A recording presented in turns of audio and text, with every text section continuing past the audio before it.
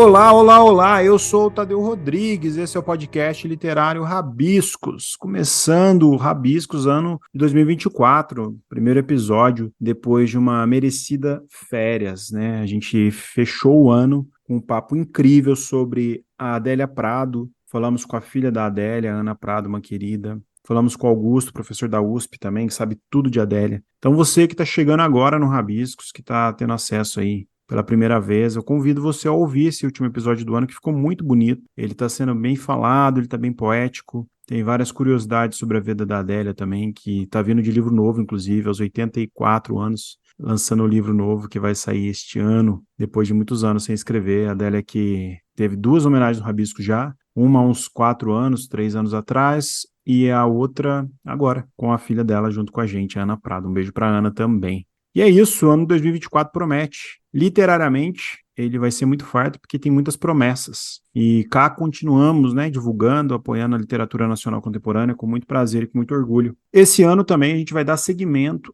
ao nosso especial álbum de lembranças, inventadas ou não, que eu apresento junto com o editor e escritor João Nunes Júnior, onde a gente fala aí com nossos convidados numa busca e numa escuta das suas histórias, da sua infância, de fatos que marcaram. E a gente dá sequência também ao Clube de Contos da editora Reformatório Rabisco. Nossa parceria aí, que já está indo para 3 anos, todo mês rolando o Clube de Contos. É só ficar de olho na editora Reformatório. Quem quiser participar já sabe, começo do mês a gente envia o conto, última segunda do mês nós temos um encontro virtual, então você de qualquer lugar do Brasil pode participar, e o escritor e a escritora também do conto participam com a gente, troca ideia. É isso, vamos ao papo de hoje.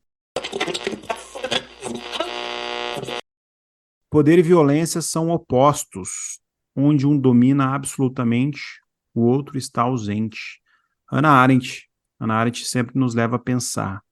E é com ela que eu quero começar o papo de hoje, o papo que envolve o pós-Segunda Guerra Mundial, numa mescla entre ficção e realidade.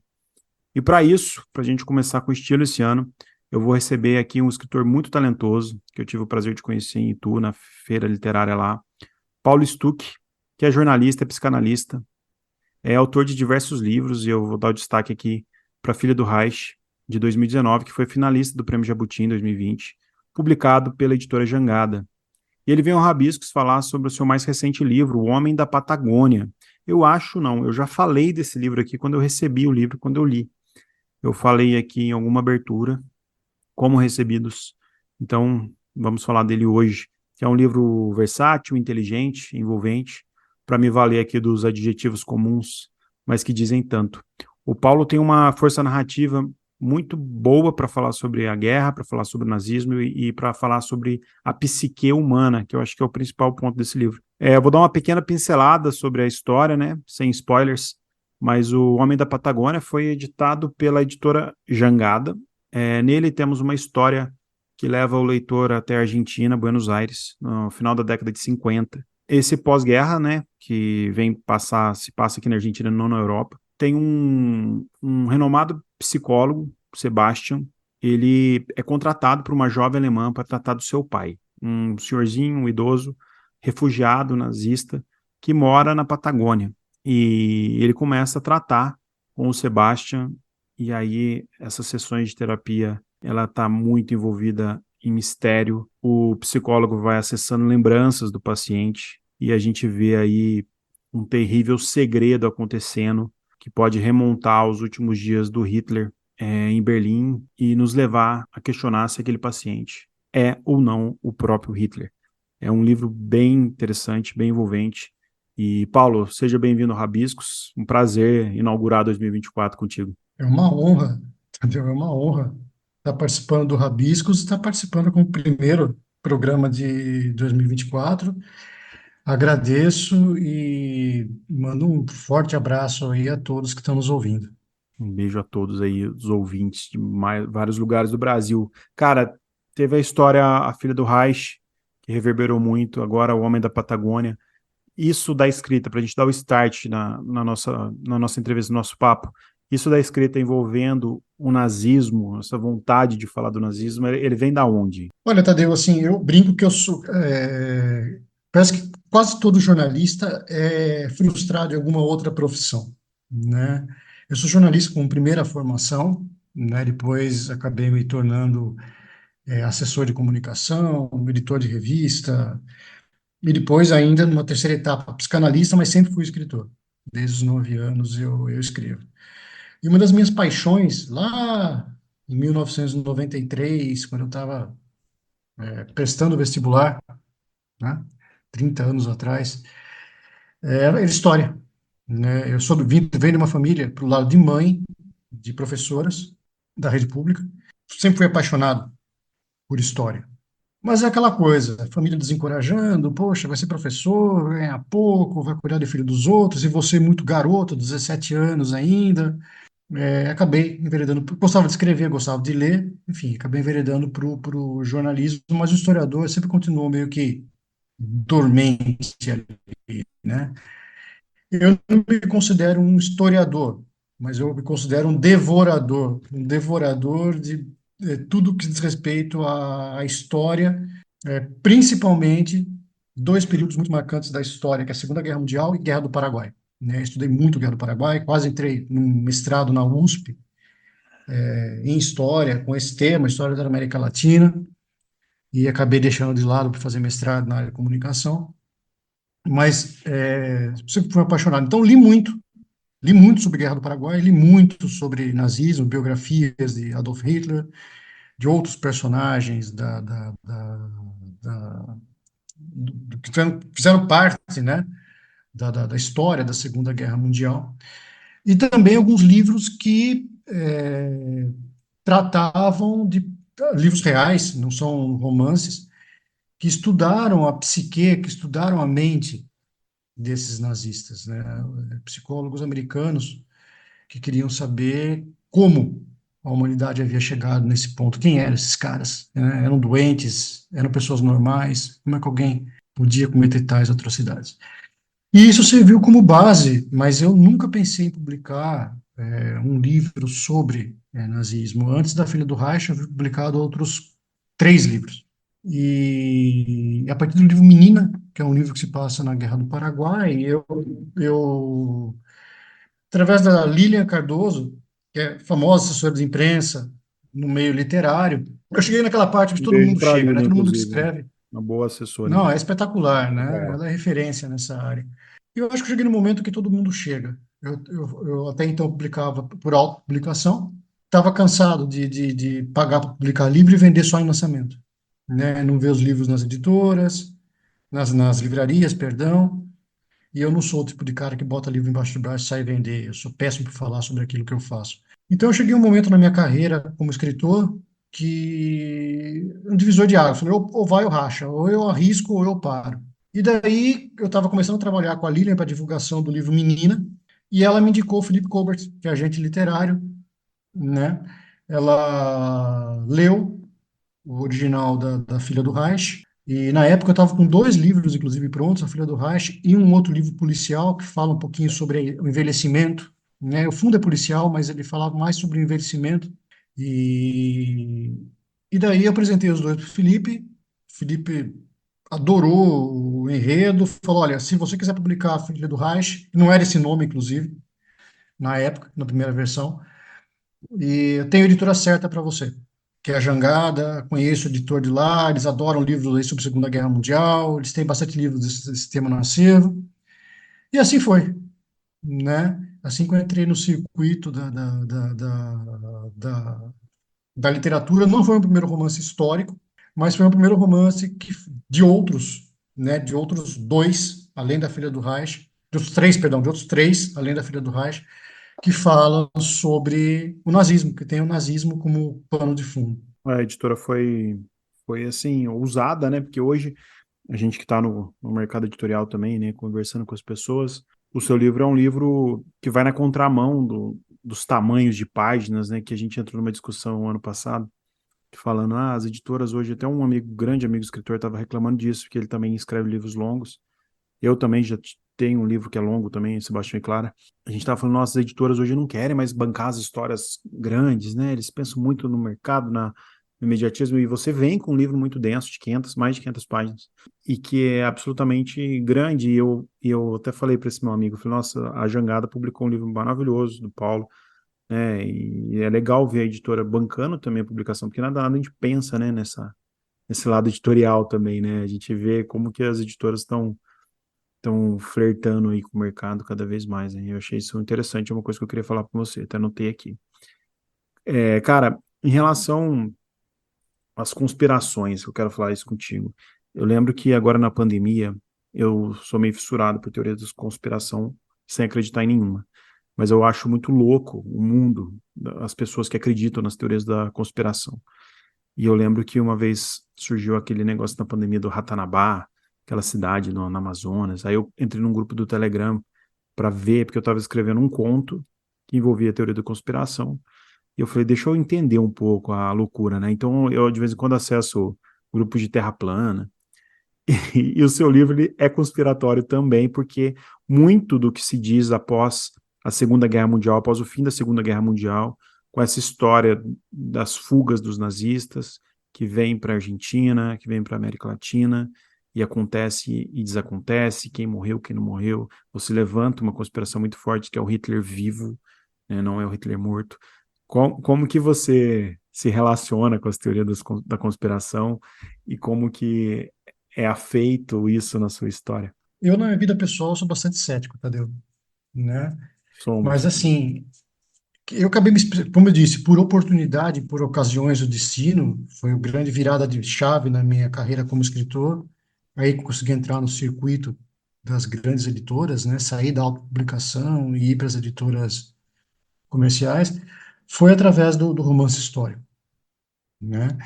E eu sempre digo que o romance histórico, primeiro, tem que ter um fundo histórico sólido, porque é justamente com base na verdade que você vai criar. Quanto mais você brinca com a verdade, mais verossímil fica, mais gostoso fica para o leitor, né?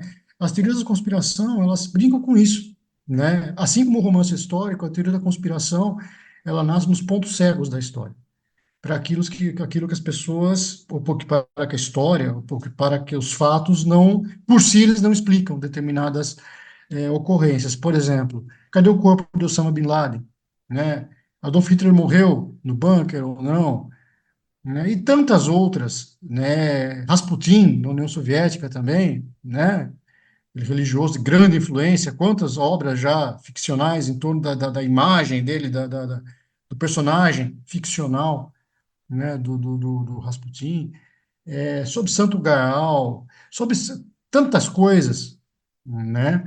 E o que é justamente isso. Há relatos, não há provas, algumas coisas, evidências, inclusive, mas não há provas, não há material concreto sobre isso. Atlântida, né? Então, tantas histórias. Então, a teoria da conspiração, assim como o romance histórico, ele brinca com os pontos cegos dos fatos, né? Mas eu não me considero um conspirador e nem alguém que curte esse tipo de coisa, né? Para a Eu li literatura, muito, para a literatura é maravilhoso, né? sim, claro, claro, né? Mas, por exemplo, no Homem da Patagônia, para ler, para escrever O Homem da Patagônia, eu li dois livros de um jornalista argentino chamado Ariel Balsti. Ele escreveu dois, mas tem mais livros dele, que ele diz provar por A mais B que Hitler estava vivo, ou vivo na Argentina, né? E alguns dos locais citados no Homem da Patagônia são locais que não só esse jornalista, como outros moradores da região, conta-se ali, e até hoje, se for Patagônia, se perguntar, sempre tem alguém que viu alguma coisa. Como a Estância São Ramon, que eu cito no livro, é tida como uma das casas, era uma fortaleza isolada, à margem de um lago, que Hitler teria morado na Patagônia, né? Assim como há algumas evidências de que nazistas de alto escalão estiveram em Encarnación, no Paraguai, na época de Alfredo Stroessner. Ganharam terras ali, né? Então, em cima disso que a gente cria, né? Em cima disso que a gente cria, mesclando, brincando e às vezes até deturpando alguns fatos históricos justamente para plantar essa dúvida, né, na cabeça das pessoas, né? Hitler viveu, Hitler não viveu, mas puxa, Uhum. faz tanto sentido que ele tenha sobrevivido, né? Já Ele me que a perguntaram, Argentina, mais de uma Catalunha. pessoa já perguntou se a história é real, né? E isso é muito legal. Não, e Se me pergunta parece se a história é muito. real, é porque de alguma forma ela está verossímil, ela está, né, calcada em alguma coisa que convence. Eu sou muito fã dessa mescla. Tem um escritor que eu curto muito, acho que ele é inglês, se eu não me engano, Kim Follett. Ele faz Sim, muito sim. isso com uma maestria. Ele é um dos meus escritores favoritos. Ele mescla. Você não sabe o que é real, o que não é. Tem muita coisa real ali acontecendo, né? Cara, você sendo psicanalista e um dos personagens do livro é terapeuta, psicólogo, né? Sim. Isso, de certa forma, reverberou também na história, tenho certeza disso, né? As abordagens, né? Você como psicanalista dentro de um contexto humano, de seja quem for o paciente, né? Independente de quem for, mas o seu psicólogo ele entra em conflitos morais também com ele, assim. Uhum. E a gente entende o maniqueísmo do psicólogo profissional e do psicólogo humano, essa linha tênue, assim, como que foi compor o Sebastian, que é o psicólogo, e como que foi usar o seu conhecimento de psicanálise na literatura, assim? Eu vou começar respondendo a segunda pergunta, Tadeu. Eu acho que foi fundamental, né? Eu sempre me interessei, desde muito jovem, por livros que abordam muito a questão da psique humana, né? Livros mais intimistas. Por exemplo, eu sou fã de romancistas japoneses. Kensaburo Ue, Haruki Murakami, Ryu Sou Murakami, muito fã do Murakami Natsuki também, Soseki. sou Zé. O japonês ele tem uma capacidade incrível de escrever livros belíssimos sobre nada. A história não se passa em nada, é um cotidiano, né? O íntimo dos personagens e a história é linda, né? A forma como ele escreve, de um jeito simples, não é rebuscado, uma linguagem, uma narrativa bem direta, inclusive, né? Mas sim, o processo terapêutico, e aí sim, a praxis da terapia, no caso psicanalítica, porque a psicanálise é uma ferramenta da psicologia, né? Ela é, assim, ser psicanalista me ajudou bastante, tá? Não só com termos, como com o entendimento de algumas abordagens para acessar a mente humana. Isso, sem dúvida nenhuma, foi fundamental. Eu teria muito mais dificuldade de escrever sobre isso, se eu não tivesse conhecimento prévio. Agora, te confesso que escrever as passagens do Sebastian, principalmente quando ele está tratando o paciente alemão, né, foi semelhante para mim a tentar segurar a rédea de um cavalo que quer escapar, sabe? Foi difícil, não foi, foi tenso, né? Não era uma escrita que fluía assim tão gostoso como com outros núcleos, né, da narrativa. Foi tenso, talvez por abordar questões um pouco mais técnicas, né? Paulo, você que tem essa sensibilidade, teve essa imersão numa história tão recente, tão trágica no mundo que foi o nazismo, a gente vê surgindo, eu queria entrar nesse assunto contigo para ver um pouco a sua visão sobre isso, mas a gente vê surgindo essas células neonazistas na América Latina, no Brasil, na Argentina. Hoje mesmo eu estava assistindo o ICL Notícias, passou um vídeo em Roma de vários soldados, não eram soldados, várias pessoas, uma multidão de gente muito semelhante ao fascismo, todas elas enfileiradas, gritando coisas de ordem, assim. Como que você vê, dizem que a história é cíclica, né? Como que você vê esse surgimento e faz esse comparativo pelas suas pesquisas? Bom, como você disse, a história é cíclica, né? É uma pergunta complexa, e eu vou tentar dar uma resposta menos complexa possível, Tadeu. Primeiro que a gente tem que tomar cuidado com o nome que a gente dá às coisas. Tem muita gente que fala sobre nazismo e neonazismo, e se a gente for estudar a fundo o que é o nazismo foi um fenômeno típico da Alemanha, construído em torno, né? Foi um fascismo, um movimento fascista de extrema direita, construído em torno de um mito da superioridade racial ariana, que por sua vez se baseia no biótipo nórdico, nem germânico nórdico, né? Havia entre na Alemanha, né, um projeto chamado Projeto Lebensborn, que obrigava mulheres com biotipo ariano a terem relações sexuais com homens igualmente arianos para gerar crianças com o perfil, tamanho de cérebro, caixa craniana, altura, enfim. com o biotipo do cidadão alemão ideal. A maioria dessas mulheres eram de origem norueguesa, sueca, eram nórdicas, né? Elas eram trazidas para a Alemanha para isso. Então, se você, grosso modo, tá? Sem questão de envolver a questão da ebulição política, enfim, o nazismo é um movimento fascista que foi construído em torno do mito de superioridade racial. Isso é nazismo. Portanto, neonazismo na América Latina é piada. Todos nós seríamos sola de sapato para os nazistas. Todos Concordo. nós. Mestiços, né? E não só nós latino-americanos. Outros países europeus, eslavos, né, espanhóis, portugueses, eram vistos como raças inferiores, né, pelos nazistas. Então, é risível você escutar sobre neonazismo no Brasil. Ponto. Sim, o que nós podemos falar é sobre fascismo no Brasil e no mundo. E aí sim, né, o fascismo nasceu na França, né, e aí sim você, no final do século XIX, no século XX, aí sim você pode falar sobre essa volta. A história é cíclica, como você falou, né? Nós tivemos, após a Segunda Guerra Mundial, uma flexibilização das fronteiras nacionais, né, do nacionalismo, né? Nós tivemos a Europa e os Estados Unidos, os grandes centros desenvolvidos do mundo, recebendo ondas e mais ondas de imigrantes, né? Refugiados. No caso especificamente da Europa, França, por exemplo, do norte da África Negra, né? Da Alemanha, do Oriente Médio, da Itália, vindo da Grécia e da Albânia, né? Portugal, Espanha, das colônias. Então, houve uma flexibilização muito grande na época do mundo do neoliberalismo, né? Da social-democracia, né? Esse período pós-Segunda Guerra Mundial e até aí, primeira década dos anos 2000. O que está acontecendo agora, como você disse, é cíclico, é o recrudescimento das fronteiras, né?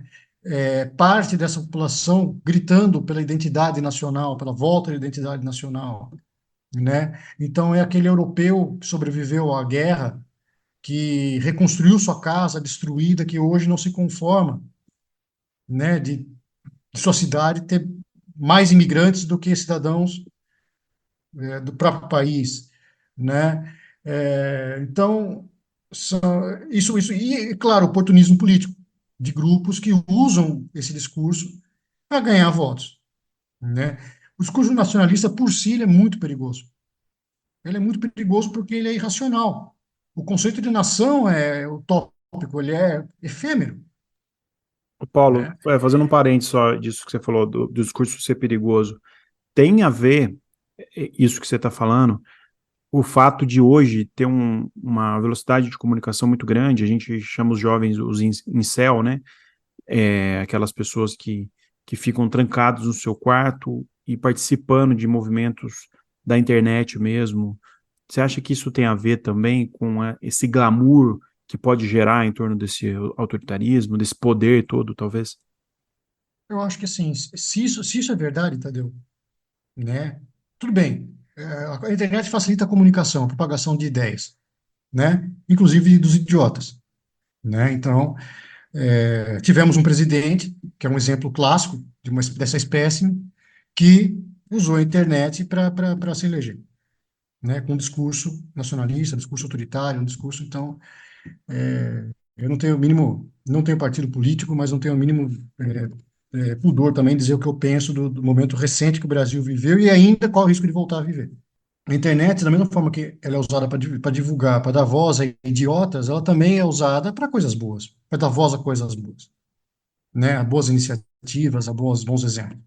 Eu acho que a questão nem é essa, né? A questão nem é essa. Eu acho que sim, há grupos políticos fortes, há grupos econômicos fortes que sim financiam projetos de divulgação, projetos de comunicação, né? Que ajuda a florescer essa, essa, essa nova corrente fascista, essa nova corrente ultradireitista também, não sei se é correto o termo, mas enfim, mas fascista, né? No mundo. E nós, como país periférico, imitamos e estamos atrás, e correndo atrás aí de um nacionalismo, né? Que a gente bem sabe nunca existiu, né? Não aos moldes como a gente quer acreditar que existe dentro do Brasil, né? O brasileiro Sabe, só é nacionalista em época de Copa do Mundo. é, a sensação que eu tenho às vezes é que, por exemplo, para mim, a literatura ela tem uma importância muito grande quando se trata desses temas. Ela deve ser dita, ela não deve parar, né? Até porque Sim. a memória tem que estar sempre viva. Mas a literatura, ela pressupõe um pouco mais de atenção, um outro tempo do que essas pessoas conservadoras, esses jovens conservadores que estão surgindo, têm nessa facilidade de comunicação, dessas notícias mais rasas, mais práticas, mais sedutoras também. E a literatura, ela acaba entrando numa guerra que fica um pouco desleal, para você ter um conhecimento mais aprofundado sobre o movimento, por exemplo, nazista, fascista, ou esses conceitos que você apresentou, né, que até eu não sabia, das terminologias mais corretas, você precisa parar e dar uma estudada, pensar aquilo, e parece que é uma disputa muito desleal com a sedução da velocidade da internet, que naquela época não tinha, por exemplo. Como que você vê a literatura e a importância da literatura nos dias de hoje, Paulo? Você que além de escritor, jornalista e psicanalista, acho que é uma pergunta que pode ser interessante. Eu acho assim, por enquanto, talvez nem eu nem você vejamos, o ser humano não nasce com Bluetooth nem com porta USB, né? Então, a gente não faz download de arquivo nenhum, né? Então, a forma que nós temos de adquirir e de transmitir conhecimento é via oral, é ouvindo, é falando e lendo, né? Ler é um hábito. Ler exige concentração, exige disciplina, né? Antes de se tornar um prazer, ele tem que ser um hábito. Eu acho que não é só o jovem, existem adultos desaprendendo desse hábito, também seduzidos pela internet. Agora, respondendo a parte mais importante da tua pergunta, Tadeu, é um grande erro. E eu vejo esse erro sendo cometido também pela dita esquerda brasileira. Eu posso falar do Brasil porque é o país onde eu vivo, que subestima quem defende esses movimentos fascistas e ultradireitistas como se fosse um bando de ignorante, né? Motivo de chacota, né? Enfim, né? Tudo bem, a gente pode ter tido um presidente apalermado, mas por trás desse discurso existem um grupo de pessoas que leram e leem, que possuem conhecimento e sabem perfeitamente o que estão fazendo, né? Então, assim, existem os peões, né, que estão na linha de frente, que é o que a gente costuma achar engraçado, achar jocoso, né, pintar essa extrema direita, esse novo fascismo como uma coisa até alegórica, uma coisa meio bizarra, mas não tem nada de bizarro. Por trás dessa gente tem gente bem instruída, gente que leu, conhece a história e sabe como manipular, e tem os meios para isso. Assim como no caso da extrema esquerda também, você pega regimes totalitários na União Soviética, ditaduras de uma forma geral. Eu costumo dizer que assim, ditaduras de esquerda, de direita, não importa, ditadura não presta. Não importa a coloração que você dê, né? Então não é porque é dita uma ditadura de esquerda, uma ditadura comunista que ela é bonita. Eu acho que não existe, ainda não existiram, não inventaram um regime melhor que a democracia, apesar das suas imperfeições, né? Então, a gente pode falar do socialismo aplicado à economia, o que é uma coisa, a gente pode discutir. Agora, ditadura, eu sou radicalmente contra qualquer tipo de censura e qualquer tipo de ditadura, né? Então, eu acho que o que a gente vale refletir é não subestimar. A gente não pode julgar o general pelos seus soldados, né? Então, com certeza, por trás dessa gente tem cara muito bem instruído, cara que lê, cara que leu e lê e que conhece a história, até para poder modificá-la, né? Fazer história. Então, é perigosa essa visão que a gente tem de menosprezar e minimizar esse movimento como se fosse um bando de alienado, aqueles caras que estavam no quartel, é engraçado, né? E não é isso. Isso é só a superfície do movimento, né? Qual A caminho gente está você acha vivendo que a gente tempo deve seguir para não alimentar isso? educação. Eu acho que o grande problema do Brasil não é e nunca foi econômico, apesar do fosso social, apesar né, dos visíveis problemas sociais que nós temos, né? A origem de tudo isso, aliás, o antídoto para todos os problemas brasileiros passa pela educação. E, de novo, eu posso falar do Brasil porque é a realidade que a gente vive, em que eu estou inserido. Um povo minimamente bem educado é um povo que reflete. É um povo que conhece sua própria história, conhece minimamente a história do mundo e é um povo que reflete. Então não engole fácil qualquer coisa, né? E o que falta, e que sempre faltou, não é de agora, sempre faltou. Eu acho que a internet só colocou uma lupa em cima disso, maximizou isso. Para o brasileiro, é educação, né? É educação escolar, escolar mesmo, né? Além do berço, além da educação familiar, a educação escolar, que sempre foi deficitária e hoje, principalmente na área pública, é catastrófica, com raras exceções. Você acha que os escritores e as escritoras hoje têm alguma responsabilidade moral, né, ética, em ter que tratar sobre isso em algum momento, ter que falar sobre isso, se posicionar? Isso é uma discussão antiga e que gera muita discussão. A pessoa que trabalha com a arte, que produz conteúdo, né? Conteúdo que vão ser levados, assim. Você acha que hoje exige-se um posicionamento? Olha, ninguém é dono da verdade, Tadeu. Nem eu, nem você, e nem os suprassumos aí que aparecem em programas de televisão.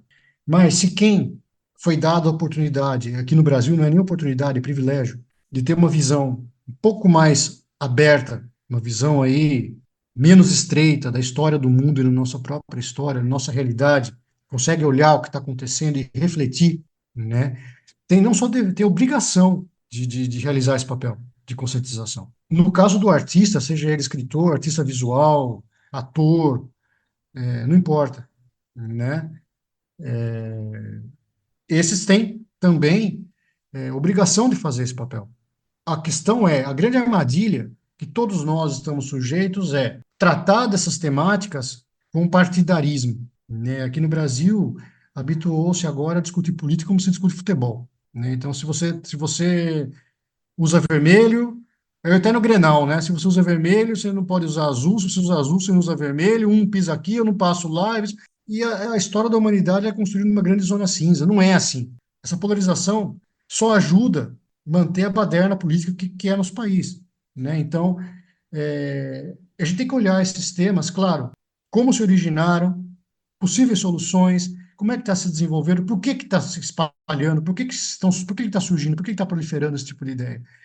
A gente que tem a faca e o queijo na mão, acesso a essas informações de qualidade, melhor, sabe onde buscar informações minimamente de qualidade, tem obrigação, tá, de lutar para esclarecer e de colocar essa discussão, sim, no caso dos artistas, em suas obras. Eu acho que tem obrigação. O que eu acho que é arriscado é militar. Eu não gosto de militância. Eu não gosto de fazer militância. É diferente, tá? Mas, vou dizer para você, não visto azul nem vermelho. Né? Os dois extremos, toda extremidade, toda radicalismo é burro, na minha opinião. Não dá para contar história, né? Paulo, Sim. para a gente fechar, eu queria que você falasse um pouco para a gente, um pouco da relação da Argentina em si com o nazismo, sobretudo na época do Perón. Pessoal que está ouvindo o nosso papo, que se sentiu provocado aí a saber mais sobre isso, às vezes até sobre essas teorias da conspiração, ou procurar saber seu livro. O Rabiscos tem um público muito jovem também. Queria que você falasse um pouco dessa relação a partir das suas pesquisas. Perón, na Argentina, assim como Getúlio Vargas no Brasil, ele fazia parte de uma casta de políticos chamada de populista, né? Que o latino-americano adora político populista. Aqui no Brasil, é raro você ver um presidente que não foi populista, né? Uns mais, outros menos, outros descaradamente. E Perón fazia parte desse grupo, né? Ele era um cara muito carismático e ele não era nazista, ele não era fascista. A aliança que a Argentina tinha com o nazismo era mais econômica do que política. A Argentina tinha muitos negócios com a Alemanha na época da Segunda Guerra Mundial. Até a década de 50, a gente não pode esquecer que a Argentina chegou a ser a quarta economia do mundo. Era o país mais rico, disparadamente da América Latina, mais educado e mais rico da América Latina. Na Europa, principalmente na Espanha, né, havia-se um ditado: fulano é tão rico como tu é argentino. Porque os argentinos viajavam muito pela Europa, iam estudar e chamavam atenção pela postura, pela educação, né, que destoava do resto da América Latina. Hoje não é mais assim, a gente sabe como é que está a Argentina. Então essa é a relação, né? A gente tem muitos tratados com a Alemanha. Quando a Alemanha começa a perder a guerra, né, quando no fronte leste e no fronte oeste, né, no fronte leste, principalmente para a União Soviética. Os alemães começam a perder espaço e Berlim cai na mão do exército soviético, muitos nazistas fugiram, né, aqui, para a América. E muitos nazistas fugiram para a União Soviética também. Você já ouviu falar da Operação Clipping de Papel, que dividiu os cientistas nazistas entre Estados Unidos e União Soviética? Os governos dividiram essas cabeças, eles não foram julgados em Nuremberg, eles foram absolvidos, né? E ambos ajudaram a fundar os programas espaciais, tanto da União Soviética de Stalin, como a fundar a NASA nos Estados Unidos. Foram nazistas, né? E a Argentina, por questão de alinhamento econômico, ela recebeu muitos refugiados nazistas aqui. O quadro começou a mudar um pouquinho quando o Perón caiu, quando o Perón foi deposto, e aí começou a haver fechar o cerco, né? Se perseguir alguns refugiados alemães na Argentina, e muitos fugiram. Muitos vieram para o Brasil, muitos foram para o Paraguai, né? É, mas a Argentina sempre teve essa ligação muito para o país, fora Estados Unidos e Austrália também, mas a Argentina, aqui na América, depois dos Estados Unidos, foi o país que mais recebeu nazistas. E acabou virando um chamariz bom para as histórias, aí. Deu certo, Sim, inclusive. sim, e a Patagônia por causa do clima, né? Uhum. Os nazistas tinham base aqui na Patagônia, assim como tiveram na Amazônia também, já tiveram na Amazônia, em Laranjal do Jari, uma das regiões que os nazistas tiveram presentes. E por causa do clima também, frio, enfim, né? É uma região de colonização alemã, assim como o nosso sul é, aquela região da Patagônia também tem muitos, tinha muitos colonos alemães. Então ficou muito mais fácil para os nazistas chegarem, né? Um governo que era simpático, era aliado à Alemanha na época. Paulo, muito obrigado pelo papo, cara. Que bom te ouvir, que gostoso aprender contigo. Quero deixar fortemente Uhum. uma indicação para o Homem da Patagônia.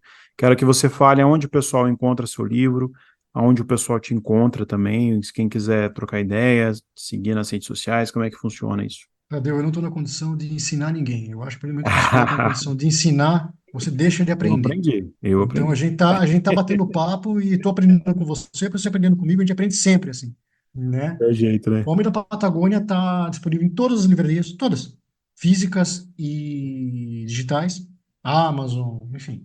Está na versão e-book, está na versão de audiolivro também, tem versões para deficientes visuais e cegos. A Jangada faz um excelente trabalho nesse ponto, uma leitura muito profissional. E quem conversar comigo, quem quer saber mais sobre a minha carreira, ler e quer trocar ideia sobre minhas obras, eu estou no Instagram, @Paulo Stuck, Stucchi.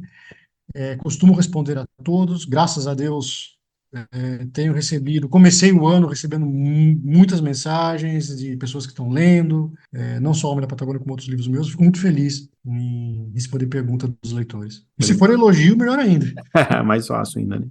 Mais fácil de receber. Antes da gente fechar, quero te agradecer, agradecer a Jangada também pela edição linda. Vou deixar todos os links que o Paulo falou aqui na descrição e vou passar rapidamente aqui pelos recebidos da semana. A editora Record me mandou O Ninho, da Betânia Pires Amaro, e O Outono de Carne Estranha, do Ayrton Souza. Ambos já estiveram aqui no Rabiscos e ambos foram os vencedores do Prêmio Sesc de Literatura 2023. Quero agradecer também a Marina Ruivo, que é organizadora do livro Leia essa Canção, Beto Guedes. Está numa edição bem bonita, da editora Garoupa. Obrigado, Marina, pelo envio. Salma Sória, Formas Dissimuladas de Dizer Bom Dia, que saiu pela editora Patuá. Também uma edição bem bonita. Um beijo aí pro pessoal da Patuá, pro Edu. E obrigado, Salma, pelo envio. Paulo Leitor, achei curiosíssimo esse nome, Paulo Leitor, me mandou o livro Aconteceu em Ouro Preto, um livro de contos que saiu pela editora Viseu. A Lilian Cardoso, falamos dela aqui, me enviou O Livro Secreto do Escritor. A Lilian, que é uma querida, me mandou de presente aqui o Livro Secreto do Escritor. E a editora Qualis me mandou Tudo o que Dizemos em Silêncio, no Silêncio, da Marta Vasconcelos. É um livro de literatura juvenil e está bem bonita a edição também. É isso a todos. Obrigado por quem ficou até aqui. Obrigado, Paulo. Semana que vem a gente volta com mais um convidado, mais uma convidada especial. Beijo a todos, bom dia, boa tarde e boa noite.